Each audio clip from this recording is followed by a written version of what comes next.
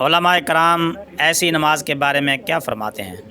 جس طرح کہ یہ نماز پڑھی جا رہی ہے، ادھر ریل گاڑی کی سیٹی بجی اور ادھر نمازیوں میں افراتفری مچ گئی، کیا یہ نماز کے آداب اور تقاضوں کے مطابق ہے یا اس طرح کی نماز پڑھنے سے بچنا چاہیے؟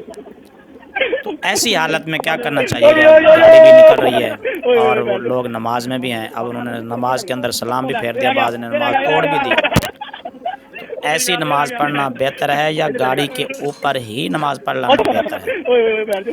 امید ہے کہ علماء کرام اس مسئلے پر ضرور توجہ فرمائیں گے اور اس مسئلے کا کوئی حل نکالیں گے کہ اگر وقت بھی جا رہا ہے اور ادھر گاڑی بھی نکل رہی ہے تو ایسی حالت میں نماز کے لیے کیا حکم ہوگا؟ کیا گاڑی کے اندر پڑھ لینا چاہیے تھا ان نمازیوں کو، یا جس طرح یہ پڑھ رہے ہیں اس طرح پڑھنا ان کے لیے ہی لازم اور ضروری تھا؟